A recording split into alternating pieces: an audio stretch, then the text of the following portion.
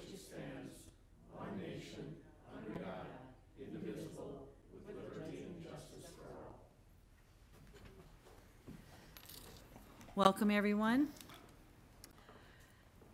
Let the roll reflect that all council members are here except for Council Member Lund. We do have we have a quorum. Tonight we have with us Sanitation, who, Stacy, would you like to come forward? She'll give us a presentation.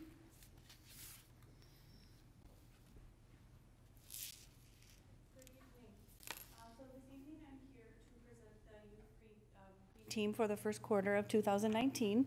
We've got PAC 444, Dave, along with his son Ben here to accept the proceeds. They've earned $385.95 for their group. They've collected a total of just a little over 25 tons this quarter. That's great. Yeah, they've done a really, really great job. You guys want to come up? I'm sure he's got lots of helpers. Right, there you guys are. Thank you very much. This will help us out a lot. As you know, we've expanded now to include girls, and each group of girls same age needs their own den, and so this will go to help increase our dens to include those folks also. Great. Thank you. Thank you for your hard work. Thank you so much. Thanks, Stacy. Council members, are there any corrections to the minutes of the April 1st meeting? Seeing none, they are approved. Comments from the audience. If there's anyone that would like to speak to any of the council people in regards to anything that is not on the consent agenda or the agenda itself, please come forward, state your name and address.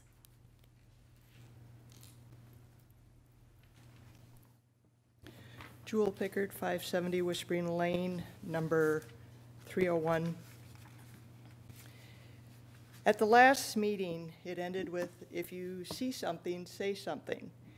And I saw a couple things that concerned me, so I felt compelled to say something. And normally I would use a different route for this, but I thought this was better in this particular case. I want to address some of the inappropriate remarks and condescension displayed by Councilmember Foltz at the last meeting. It was particularly apparent when she was presenting information on the solar project. I'll just cite the example so you know what I'm talking about. More minor one is she was talking about the cities of Burnsville and Minneapolis and so forth not being hodunk cities, and they had a solar project, and Hastings of course did not, because apparently a couple years ago it was rejected at the time. And I don't know that that's a qualification for us to have a solar project. I don't think it is, just because some other city has it. But then she went on to say she was an expert with solar projects, which I don't know one way or the other. She said the solar project was very complex and very complicated. Yet she called out some people on the Utilities Committee, as she implied they were unsophisticated in being able to address the solar project, and that it should go to the Planning Commission instead. And I'm glad it ended up in the Utilities Committee in the end. It's been my experience that if something is so complicated it can't be talked about in layman's terms so others can understand it, the devil is in the details, and it should be scrutinized even more closely if adopted at all. But the most egregious thing is she called out by name a city clerk from a couple years ago who happened to, per what she said, didn't have enough knowledge on the topic at the time that it was rejected. I don't think there's any reason to call out by name a city clerk or anyone else. If you don't agree with someone and you want to shame them or name call or whatever, I think that's completely inappropriate. Also, when it came to a bonding bill that Representative Tony Jurgens was proposing, She vehemently stated that he never gave the information to Senator Bingham for a companion Senate bill, as though there was something really wrong here. When in fact, if you have a bonding bill in the House, you don't have to have a corresponding companion Senate bill. So that was a little misleading. The bottom line is, I believe Council Member Foltz is abusing her authority by naming people unnecessarily because she doesn't like their decisions and by trying to ridicule whoever might disagree with a project she endorses. I would also like to offer 2 examples that might be helpful. One is City Attorney Dan Flegel is squeaky clean when it comes to presenting things in an unbiased way. Just the facts, nothing but the facts. That approach can also be used as a technique when addressing issues in front of the council and so forth to prevent yourself from, name calling or shaming because you're just sticking with the facts. The other example I might give is that Councilmember Lunn, who isn't here, but he gave a 3-part motion to address concerns that some Hastings residents had about the street improvements at a prior meeting, which I thought was excellent because he was directly addressing their concerns. I'm glad that motion passed. That's just an example of what it looks like when you're thinking of the best interests of the Hastings people and not having a political agenda or not trying to play games or whatever. That's what that looks like. So I think the city of Hastings deserves attention to what is in the best interests, not a political agenda.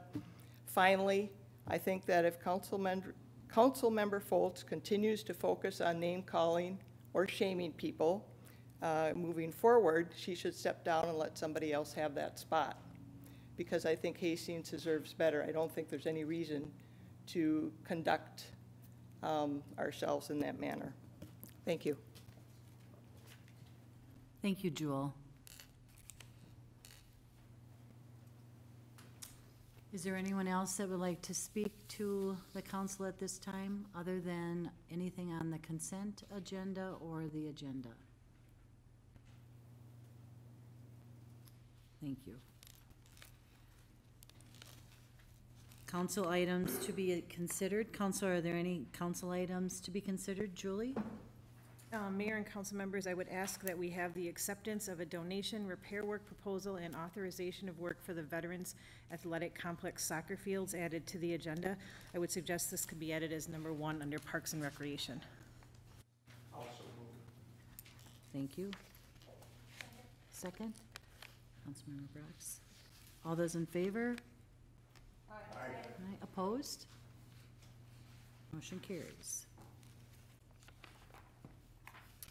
Council, I would like to accept a motion to approve the consent agenda. Councilmember Leifeld, second. Councilmember Vaughn, he was first, sorry, Tita. All those in favor? Aye. Opposed? Motion prevails.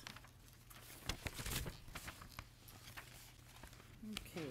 We have an item to award the contract tonight for the 2019 neighborhood infrastructure improvements. Ryan, welcome. Thank you, Mayor and member of the councils. I promise tonight I don't have a PowerPoint presentation. We've gone through this process on the neighborhood improvements, and tonight I'm here to discuss the contract award. So on March 20th, the city received 3 competitive bids on the project.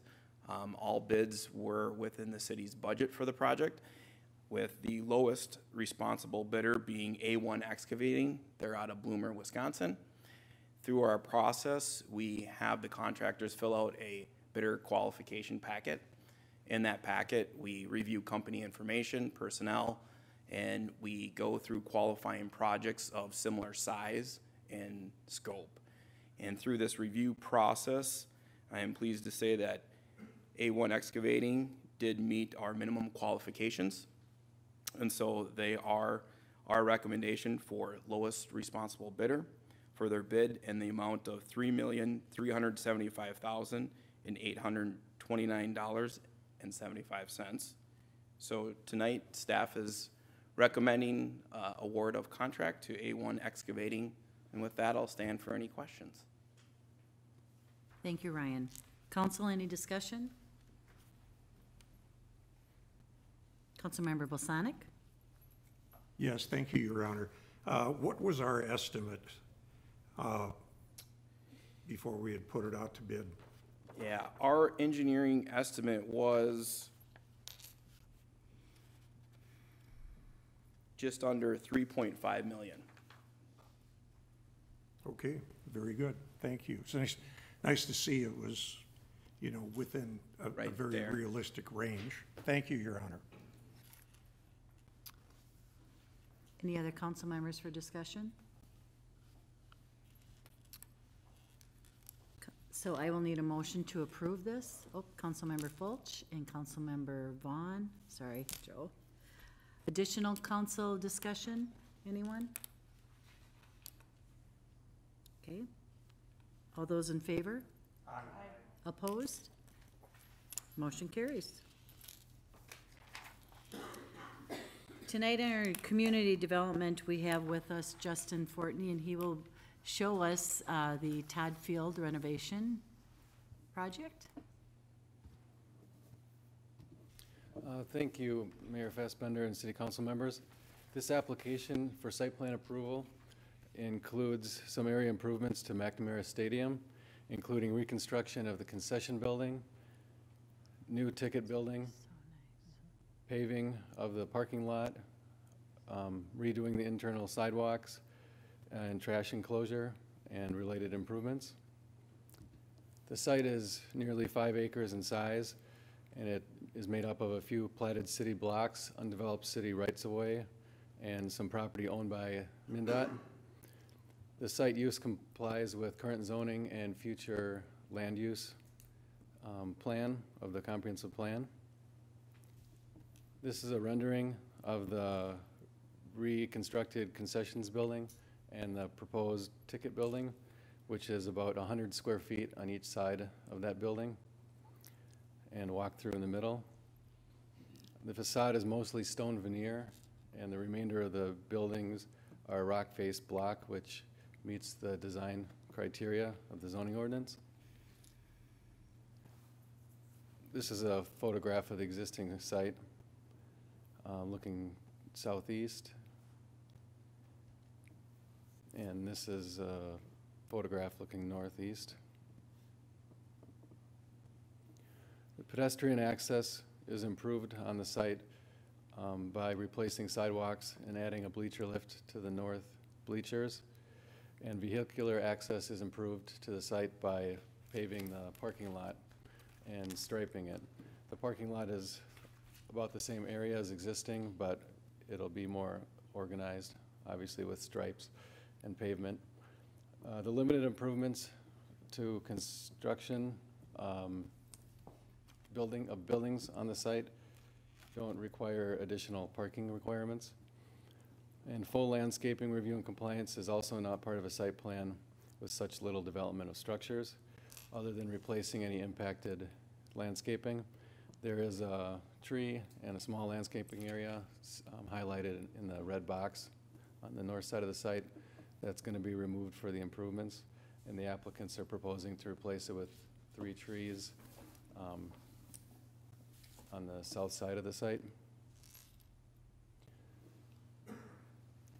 A photometric plan of the parking lot lighting has been reviewed and shown that the lighting at the property lines will be very minimal. Also, the site is surrounded by mostly lit streets. The engineering department has reviewed the submittal and awaits a couple other details for the drainage plans. And since the site improvements are taking place on some property owned by MnDOT, they did give the city authorization to review that application on behalf of the applicants. They've also provided comments from a regulatory standpoint, since the site is adjacent to state highways. They've given conditional approval of the site plan, and their conditions have been added to the staff conditions in the resolution. At their April 8th meeting, the Planning Commission unanimously recommended approval of the site plan with the conditions in the resolution. With that, I can stand for any questions. In addition, the staff, or the applicants are in attendance tonight. Thank you, Justin. Council discussion? Councilmember Brox? Thank you, Justin. I just have a question regarding the wall. A resident reached out to me and was wondering if any of the improvements would affect or touch the wall that lines 55 and Vermillion Street. I don't believe that at this time this construction project will involve that wall that's in the public right-of-way, I believe, of Highway 61. It didn't look like it to me, but I just wanted to make sure. Thank you. Thank you. Councilmember Bosanic? Thank you, Your Honor. Looking at the drawings that we were sent, is the scoreboard going to go on the other side of the field then? Paralleling the Vermillion Street side then? I did see it in the plans. It's not on the photo, but Yeah, it's right here at an angle. Correct. Okay, because I thought I'd seen a drawing about a scoreboard along Vermillion, and there was a comment by MnDOT about that. Am I correct? There is a comment by MnDOT about this scoreboard, I believe. Isn't that correct? Yeah. That was this one. On another plan, there, you might have seen there's a sign that's at that intersection, the city and school district sign that may have been highlighted on a plan. Okay, so it will be a new scoreboard and still located on the west side of the field then? Correct. Okay. All right. Okay, thank you. Thank you, Your Honor. Justin, I'm not seeing it mentioned in any of the plans that we have here, but there's been talk about the wall along Highway 61 and how it's starting to lean inward. And I was just wondering, what were the plans to address that? I was thinking it was going to be a part of this, and then it wasn't. Is that being dealt with completely separate from the new renovations to Todd Field? I know that the MnDOT has some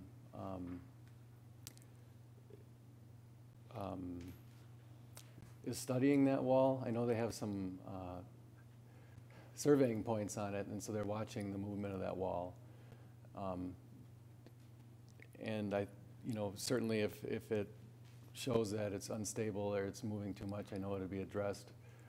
There is also some maybe more superficial issues with the top of the wall that you can see. I don't know if that's their main concern, but I believe it's not part of this project at all.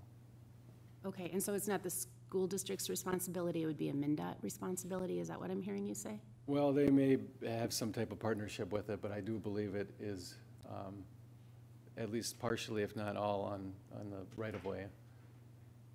Okay, we have some school board members, or at least one here today. I don't know if any of the architect team or anything has had any conversations about the wall. Good evening, Scott McQueen, Wold Architects. Obviously, we've seen the wall, we've looked at the wall, we've talked to MnDOT extensively about the wall. The school district was very interested in making sure the wall doesn't damage the project or the project damage the wall, so there's been a lot of discussion on that.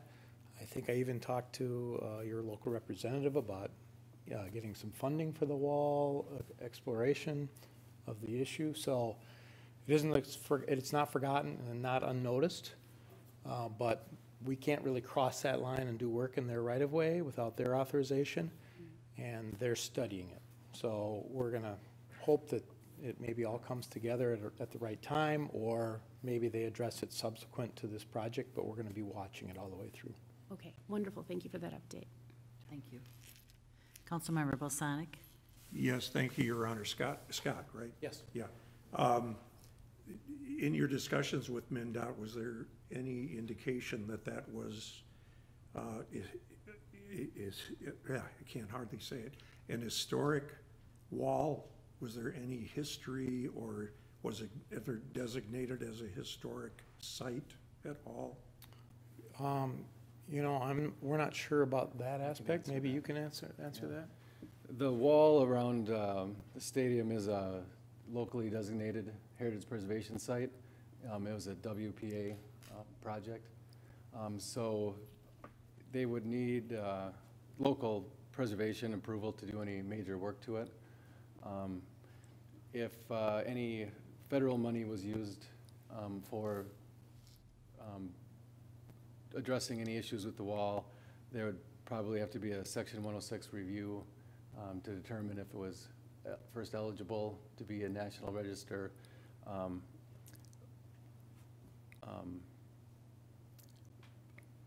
property, or, and if so, if the proposed changes would affect that at all. And the reason I'm asking is 2-3 blocks north on Vermillion, 2008 street project. Part of that street project was fixing up that wall, heading down to, I think, 6th Street or 5th Street. And there was federal funding allocated to it. The city did have to provide some funding for that at the time, but it was greatly improved with all of that. I think it would be good, since we have a Vermillion Street corridor study that we've all looked at, that we remind ourselves to perhaps take a close look at that wall as the Vermillion corridor study is implemented, so that we can do what's right for that wall. Because it's a shame that MnDOT doesn't want to do anything because it's not leaning far enough. It doesn't look good. And it's a great field, and it's going to look to be even greater when it's done. I'm wonderfully excited about all of this. I emailed my grandson, who was in the middle school football team, which only lost one game in the last 2 years, by the way, and told him, get ready. You know, this is coming forward. And with 30,000 some vehicles going past the stadium on any given day, it would be more than appropriate to get that wall straightened up. But if we're hung up with some bureaucracy with the state on that because of site or elevation points, you called it? Survey points? Yeah. Survey points. Then I guess we have to wait for it to lean a little further. So it'll be the Leaning Tower of Todd, I guess, rather than Pisa. But I think we should make a note for the future on the Vermillion corridor that we do get that addressed. Thank you, Your Honor. Thank you. Any other discussion? Councilmember Vaughn? I was just going to make a motion. Oh, I'm sorry. I make a motion that we approve site plan 2018-57. I do want to clarify the name of the field for record. Does it matter if it says McNamara Field, or is it Todd Field, or does it really matter for the resolution? It's Todd Field, McNamara Stadium. Right. Yeah. I didn't know if it mattered for the resolution. Thank you. Any other council discussion? I'll just make a comment, because I've had many people ask me, and I know the answer, but I'm just going to have it on record that I asked. Any talks about reopening the tunnel? Which some of you guys are way too young, but I know it's no, but I just said I would ask because it's a part of history of Todd Field. It's not on the site plan. Thank you. Well, that's perfect. But as I always say, I will ask. So, thank you. No other discussion? All those in favor of accepting the site improvement plan for McNamara Stadium, Todd Field? Opposed? Thank you. Next, we will go over the damage that was done at the soccer fields at the Veterans Athletic Complex. Tonight, we have with us Chris Jenkins with some very exciting news for Hastings. Mayor and Council, thanks for having me. It is a long title here. Action we're looking for is to accept a donation, allocate the funds, accept the repair proposals, and authorize the work. As you may all recall, the 3 of the fields at Veterans Athletic Complex were damaged on March 24th by a vehicle traveling on those fields and doing lots of circles and getting very creative.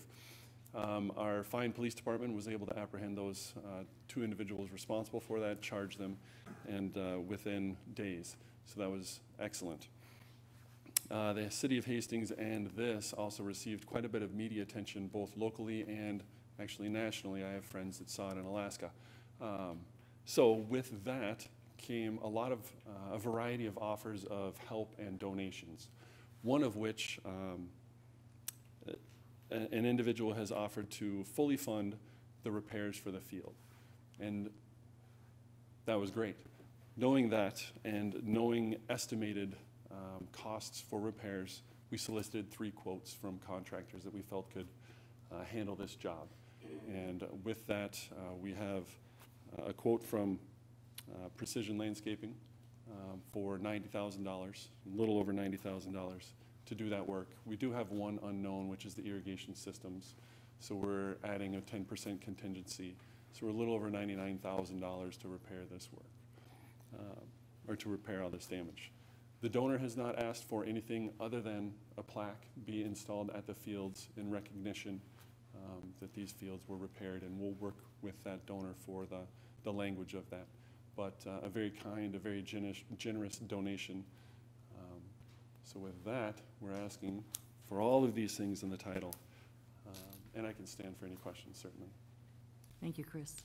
Councilmember Vaughn? Thank you, Your Honor. Chris, part of the quotes, is it to repair the damaged area over by the baseball field also? That was not on the field, but the... No, nothing outside of the field. Those areas we will roll. Staff will do We'll it roll ourselves. and reseed. They're typically used for parking on tight days and or just practice space for kids. Okay, So thank you. those will be taken care of by staff. Thank you. Council, any other discussion? To accept this wonderful donation? Councilmember Brox, Councilmember Leifeld, second. Any other discussion, council? With none, all those in favor of accepting this donation? Aye. Opposed? Thank you. Thank you very much, Chris.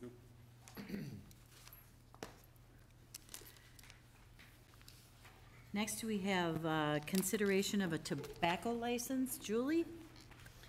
Thank you, Mayor and council members. Tonight, you are being asked to make a determination for an exclusive tobacco store license for Mr. Ahmed of Hastings Tobacco and Vape. Mr. Ahmed submitted an application for an exclusive tobacco store license. On the application is the question, have you ever been convicted, or not ever, have you been convicted in the last 5 years of a violation of any federal, state, or other law, ordinance, or other provision relating to tobacco or to tobacco products? Mr. Ahmed checked no. A background check revealed that Mr. Ahmed was convicted of selling tobacco to a minor in 2017, and that offense occurred in Hastings in late 2016. Both the conviction and the failure to disclose the conviction are reasons the license can be denied. City staff contacted Mr. Ahmed about the discrepancy on March 29th, and we received a letter from his attorney asking that he be given the chance to address the council. And a copy of that letter was included in your packet. On April 5th, the city staff sent Mr. Ahmed and also his attorney each a letter informing them that their license application will be discussed at tonight's council meeting. This afternoon, Mr. Ahmed called to inquire about the status of his license. City staff informed him of the letters that were sent, and he replied that he did not receive the letter about tonight's meeting. Mr. Ahmed also stated that his attorney could not attend tonight's meeting. Based on the conviction of selling tobacco to a minor and the failure to disclose the conviction, city staff would deny the license. As Mr. Ahmed has requested, we are bringing this item for the council's determination if a license should be issued. I can stand for any questions. Thank you, Julie. Council discussion? Are you the applicant? Oh. Sure. Can we let him speak? Yeah. Sure. Please state your name and your address. My name is Muad Ahmad, 2634 Yellowstone Drive, Hastings, Minnesota 55033. Related for the application that I have applied for the tobacco license, and when I was reading the application and I checked no for the question if I have like done any criminals in the past like 5 years. The only reason I did check no, it's because like when I plead guilty at the court, I was like informed that like I would be on a probation for 1 year, and since like they told me that there would be a probation for 1 year, I thought that the crime that I have done or whatever I have done would be removed out of my record. That was the only reason I have checked no. If I have knew that it would be on my record for like 5 years, I would have for sure checked yes. So when I went to the court and like I don't think that like they have told me that it would be on my record for like 5 years.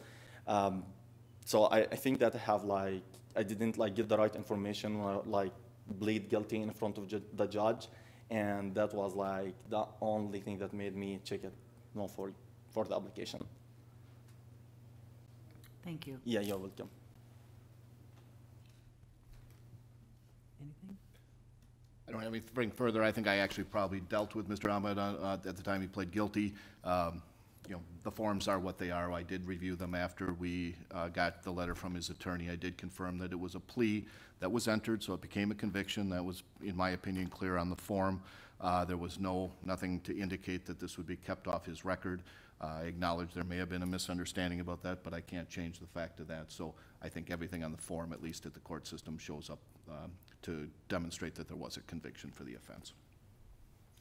Thank you. I'll just point out the ordinance provides that, as Julie pointed out, that the conviction or the failure to disclose on the application may be a basis for denial. If the City Council is inclined to deny the application, we've provided proposed findings for a denial. You don't have to deny the application if you think it doesn't merit that, but if so, there's a separate findings in the and resolution in the packet that would be for approval of the license if the council so deems. Thank you. Council Member Vaughn. Quick question for Dan then. Dan, if they did check yes, would it still come in front of us, or would staff have the option to deny the application at that time? I tend to think that it may have come before you as well. The city council or the administration generally, I don't think we've had a denial of a license application like this in a long time, so I think it would tend to come before you even if it was just for the conviction but not the failure to disclose it on the application. And then follow-up question, Your Honor, is I don't like to compare it too much, but on the alcohol, we do education, part of that, and everybody gets a chance to come, or they're required or have a chance to come to that. Do we do that on the tobacco side for selling? Councilmember, there isn't a best practices type of a program with tobacco violations. It's just not as in-depth as the liquor license ordinance is. So no, those are not included in the ordinance. The police department has an obligation under state law to do compliance checks for tobacco at least once a year, and I believe that's what this came from. And so no, there is not that best practices program like there is for alcohol compliance. Any other discussion, Council?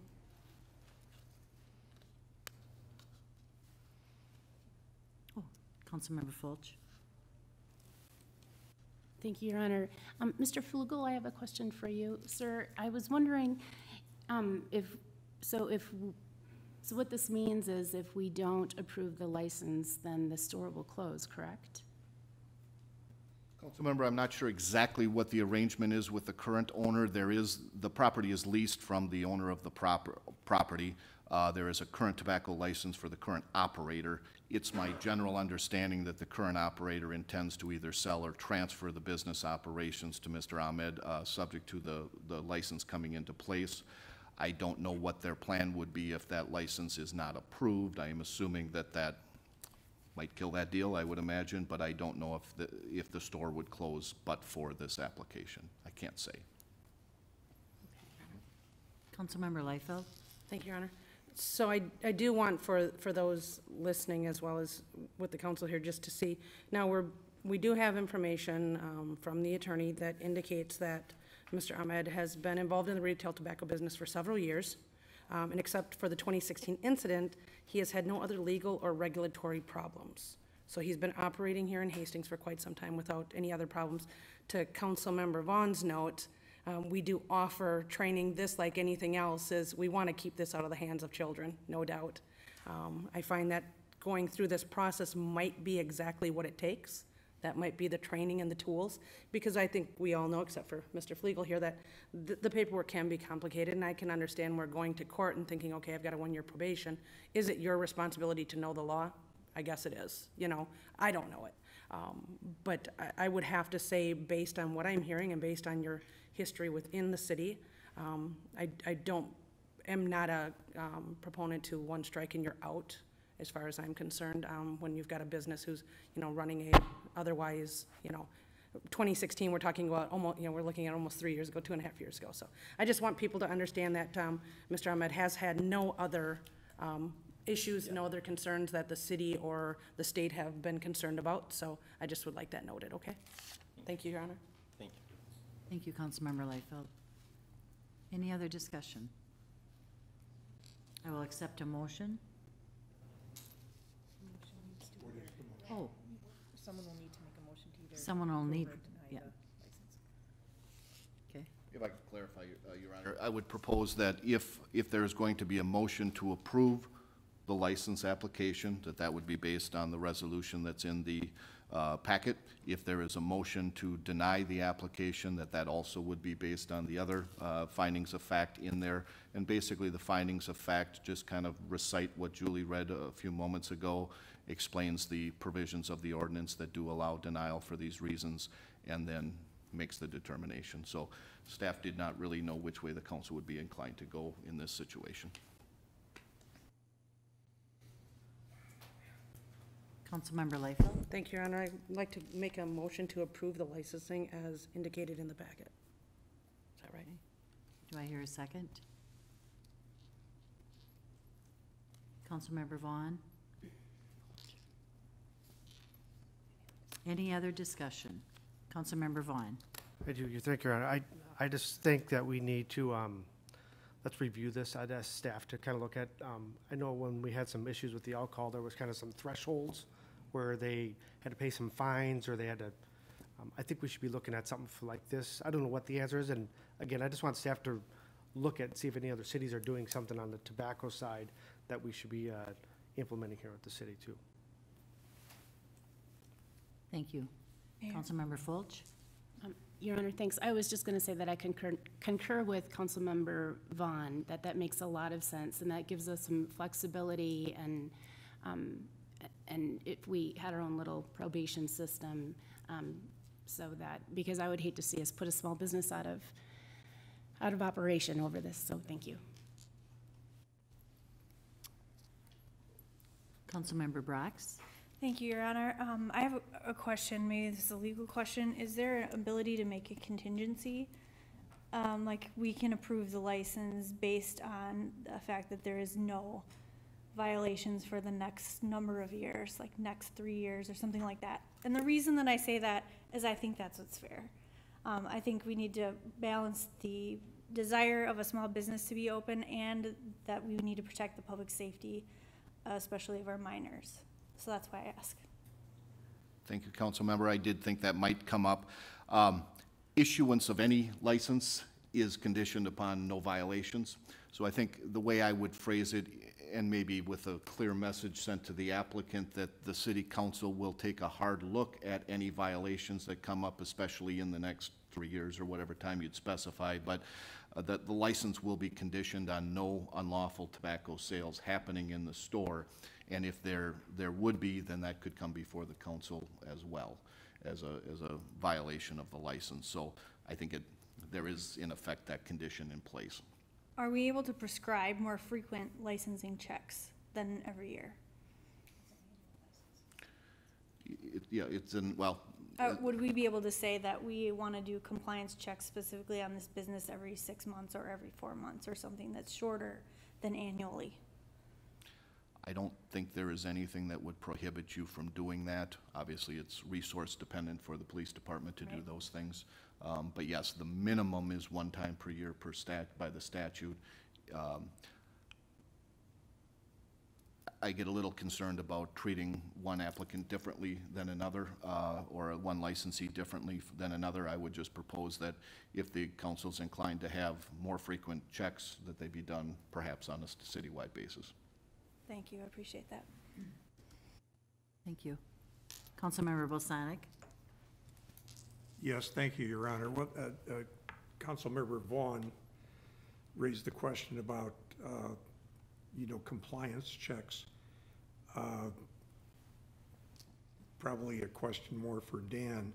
When we do the liquor compliance checks, is that state mandated or is that by local ordinance? And therefore, who accepts the financial responsibility for doing that program? Councilmember, I can tell you the city receives the financial obligation to do it all, even if it's driven by state law.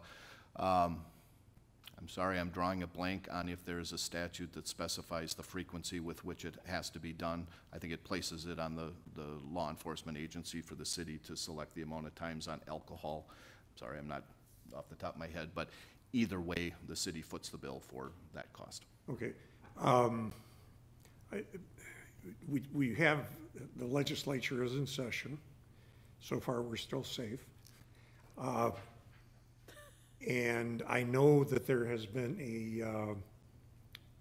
an age restriction bill that is there in the legislature. I don't know if it has passed yet or not, or at what stage it is, and I don't know whether there is any compliance factor that is in that bill that would be similar to what we do with liquor compliance.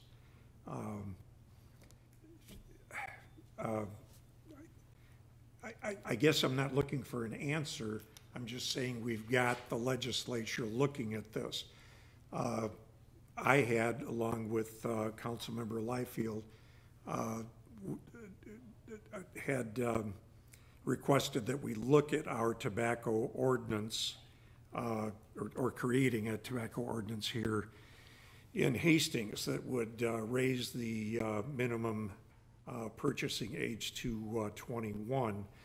And I had asked for that because there were so many other cities out in the state that are doing that right now. In talking with, I'm drawing a blank, our state senator. Senator Carla Bigham. Yes, Senator Bigham. She had told me, well, this is a state thing, and we're going to do this, at the legislature. So I'm assuming there's going to be something coming out with that.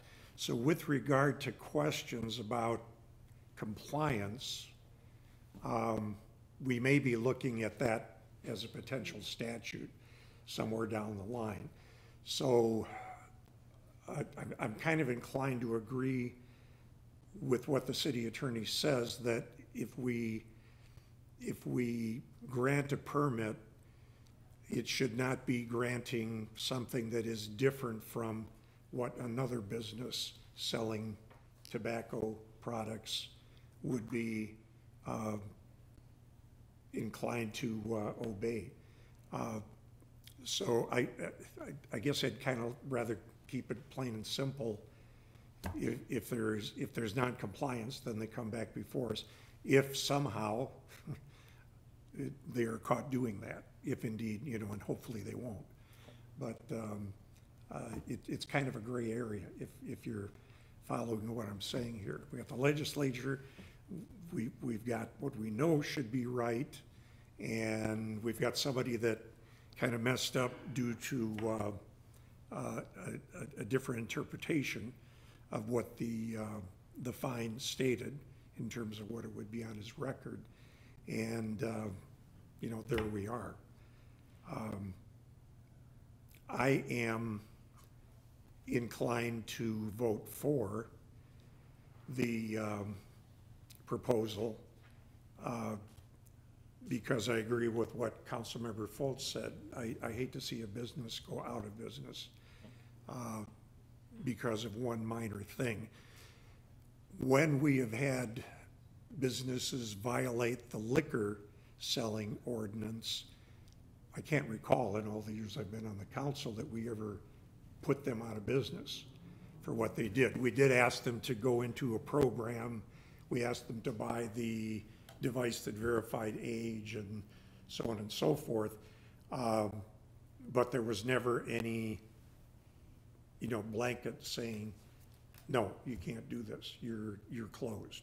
I do remember one time we closed Walmart for, I think it was 4 days or 5 days, probably before any of you were on the council, now that I think about it. And we got to choose the days. So we chose 4th of July weekend. So yeah, which put some teeth into, you know, that kind of a thing. But again, we have an ordinance in place for that kind of a thing. We don't have one right now, and we don't have a state statute, at least as of yet. But I am inclined to vote for this. I think it deserves mentioning that this is a city that has been promoting diversity, which means not only male, female, but cultural diversity. And I think it would be a good idea for us to, in that spirit, approve this and see if we've got a good business person. Thank you. Thank you, Councilmember Balsanic. Any other discussion? Oh, Councilmember Brooks? I tend to agree with most of the sentiments that have been raised, and I also don't want to be so legalistic that we say, you know, one strike and you're out. However, we have had a lot of discussions on this council about the public safety issue of children and youth vaping, and I know that's been discussed at several levels at committees with our Public Safety Advisory Commission. And so I guess I see this through a little bit of a different lens, because if we are going to be protectors of our young people, then one thing that we need to do is make sure that our laws are being followed. And so in this instance, although I feel for you and I understand what happened, I feel like I have to vote against this motion because I don't think it's consistent with where the council has been going with regards to this issue of vaping and underage use of tobacco. Thank you, Councilmember Brooks. Councilmember Bolson. And thank you, Councilmember Brooks. I do agree with you. As a smoker, I started smoking at about age 17. I don't think I would have if there had been a law in place. I do know, and to kind of spin off of what you had just said, I do know that establishments voluntarily have committed to a program that requires age verification. I know Walgreens does. I'm flattered every time I go in there and get my couple of packs of cigarettes that they ask me for an ID. And we all have a good laugh about that. But they're very strict about it, and I think that's good. I don't know how many other businesses are doing that. Walmart, the gas stations, I don't know. But you know, if you could, I would strongly urge you to have that kind of a policy in place where you check for IDs. There must be some kind of a program. I'm not sure what it is, but you know, you hand them the ID, and it's typed in as to, you know, who you are, and it verifies your birth date, and we go from there. So I don't know if that's something that is industry-wide or not. Or could we make that a stipulation as part of the motion? I don't know if that was directed at me or not, council member, but again, I think if that's a policy consideration that I think the city council certainly can consider, but I might propose that that be done similar to how it was with the alcohol sales ordinance that triggers that requirement if there's been a failure. I would be a little reluctant to impose it as a condition now, but certainly if we set up some type of a best practices program like is done with the alcohol licensing, perhaps that could be one of the first stages. And I think how that was done is that alleviated portions of a fine if a business elected to use that equipment.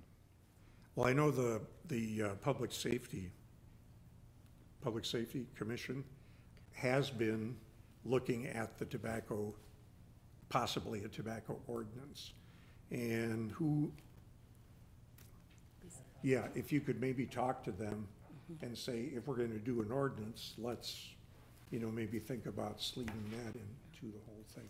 Definitely. Thank you. Member Liefeld? And just to piggyback on what Councilmember Barak said, even though I do support this, I want it understood that I'm a lifetime non-smoker, and I do not like smoking, or I don't understand it, that's whatever. But public safety and the safety of our youth is huge. I am definitely, that is an area that we have talked about many, many times, and we will continue to talk to the commission about that. But that part being said, I don't think that this is the forum for us to say no to the licensing piece of it to prevent that. We would say to you, I would say to you, yeah, you know what, please do be extra cautious. I know people look at me and think she's probably not old enough, but card me anyway. So, and we can joke about it, but obviously it is your business, it is your livelihood, and we do hope that every now and then these little scares are what help keep people in line, and not because you don't want to protect the youth either, but I understand you get busy, and I've seen children with full beards, like Mr. Ahmed here, so it's getting harder and harder to tell. So if you could just, do your due diligence, and, that would make me feel better at night. But I did want to reiterate that I completely agree with you, Councilmember Barak, on, it is our most important thing here to be able to protect our youth, and I just don't feel that saying no to your licensing is going to protect the youth. Thank you. Thank you. And I'll add to that, I think everything that was stated tonight is probably in your head, and you're probably going to be very accountable after this. Yes. And so I would trust that you would, because we are here for our youth, and we all need to make better choices for this whole community. So with that, there is a motion on the floor. Could I have did you want to say something? Oh, sorry. Oh. Yep. All those in favor? Aye. Opposed? Thank you. Thank you.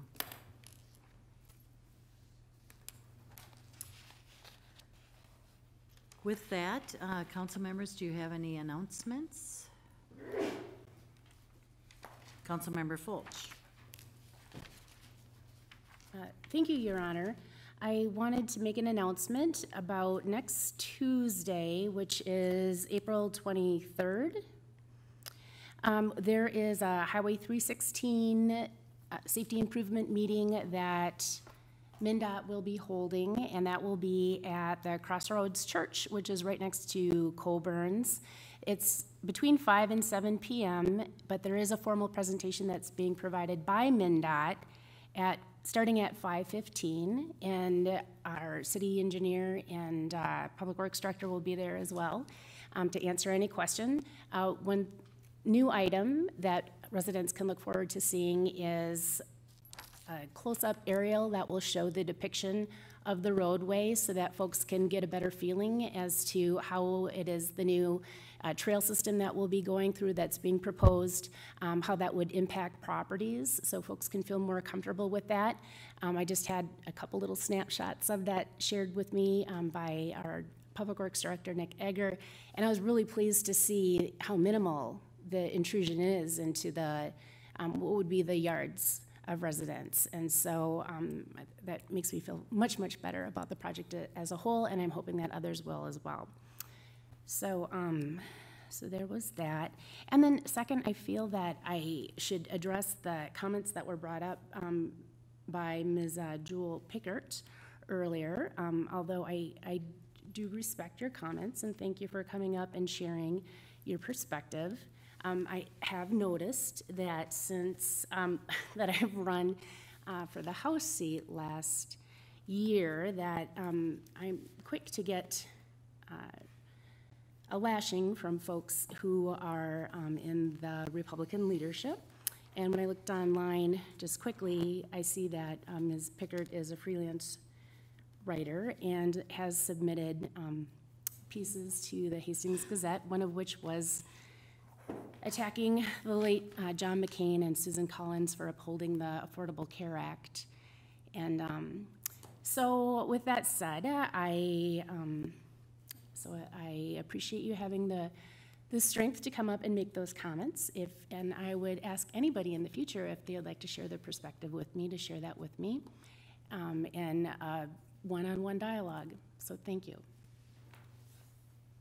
Thank you. Councilmember Vaughn. Councilmember Fultz, was that a 5:15 presentation on the 23rd? Okay. Yes.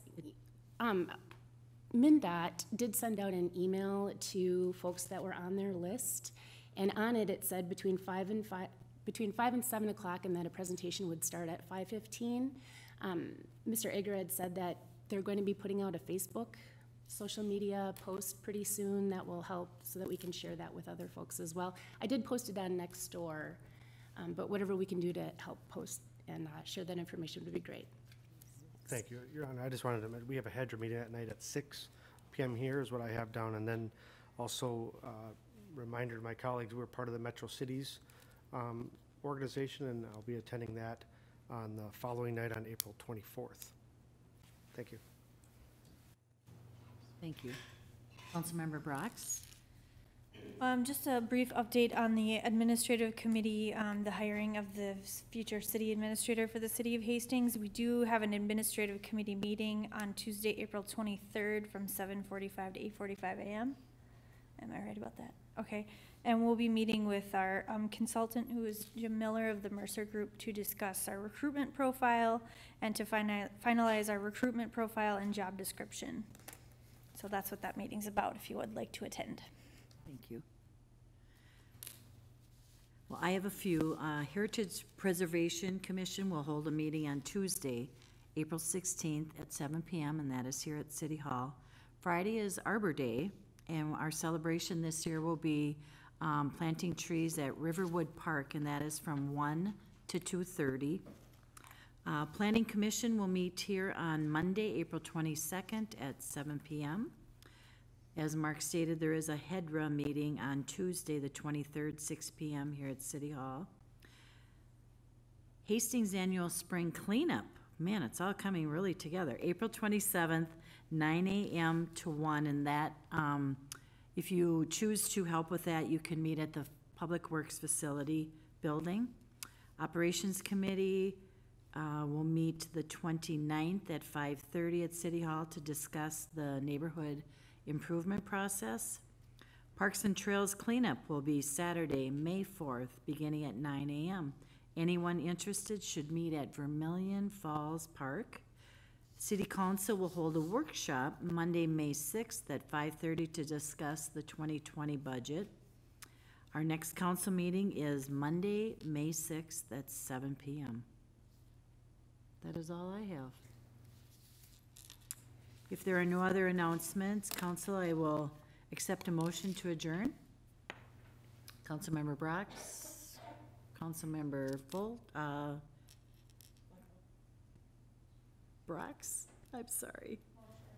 Okay, great. Okay, all those in favor, say aye. Opposed? Adjourned. We are adjourned.